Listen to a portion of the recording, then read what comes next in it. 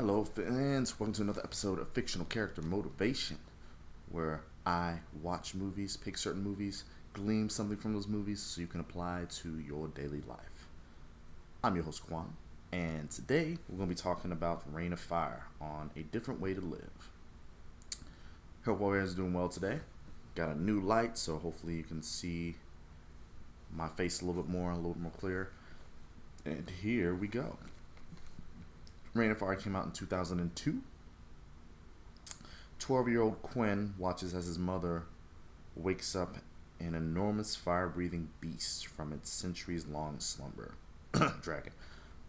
20 years later, much of the world has been scarred by the beast and its offspring. As a fire chief, Quinn is responsible for warding off the beast and keeping a community alive as they eke out a meager existence. Into their midst comes a hotshot American, Van Zandt, who says he has a way to kill the beast. So from looking at it, I did like the movie. I like the interesting take of dragons, and in a way I kind of think there was a little bit more on dragons, maybe a horror-esque kind of movie, but we'll see what happens after that. I think this was as close as a horror movie was going to get, sort of. It was more action-y, but yeah, it's closest. Quinn, who was looking out for his group, does the strategy of digging more room under the castle, so if a dragon appears, they can go down and be safe. Quinn treats the dragon as a fierce force of nature. And I mean it as you can't really fight this. You build your fortress, you prepare for the storm ahead, and when it comes, bunker down and wait till it passes.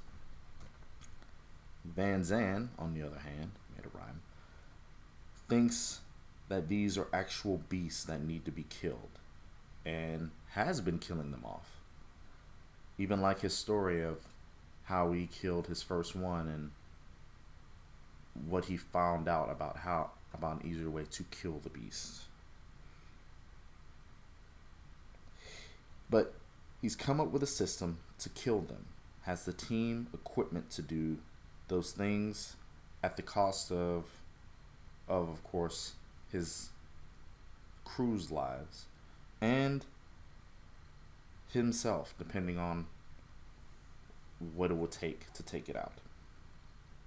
Even though Quinn's fears of the king dragon is confirmed, he tells a story about the big dragon, the male dragon, the dragon that he saw at the age, the dragon that started it all.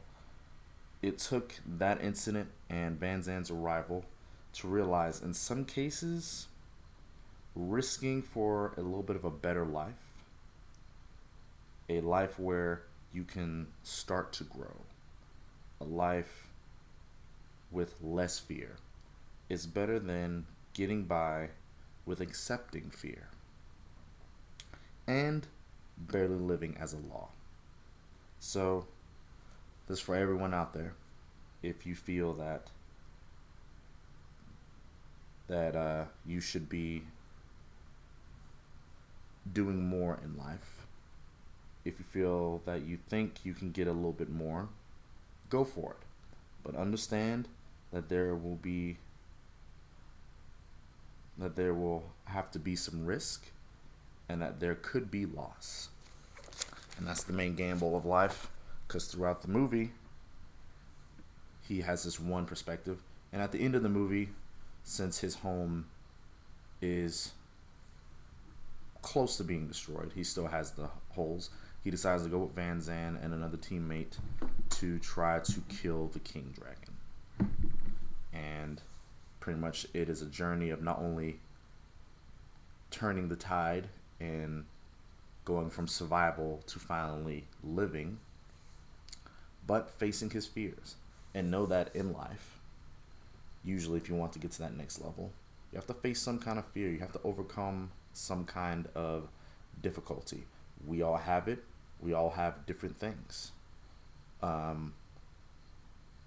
For instance, for one level, if you're good financially, that means maybe the next level for you to bypass, you might need to face fears and get over it mentally. Maybe you need to hone a mental trick. But with that being said, just keeping in mind that just barely living, just surviving is not a way to live, even in the apocalypse. You need to kind of have a decent thing, a decent flourishing thing. So keep that in mind. Hope this helps. Hope this hits you a little bit. This is short, of course. If this resonates with you, please like, subscribe, share, pass on, comment, follow, all that awesome stuff. Please let me know if any of this helps. If any of my posts helps. I have a weird little mission to see how it looks over 100 episodes. And if you're watching this, I've been doing this podcast first lightly last year, but then started picking it up near the end of the year. So pretty much I started it a little bit early last year, and then I picked it back up near the end of the year, and been continuing it on. And right now this will be, I think, episode 89 or 90. I'll put it in the info for what podcast this is. But if this helps, if you like this, please do all those things. Let me know, because I'm deciding once I make the 100th episode, deciding whether I will keep going with this awesome thing or if I want to turn it into something else. I'm trying to come up with different projects, but I feel that this project can do a little bit more. But like I said, I don't know, because I've seen some people it hits hard, and on the other half, it feels like there's no waves to be shaken. So please let me know what you think. And as always, deuces.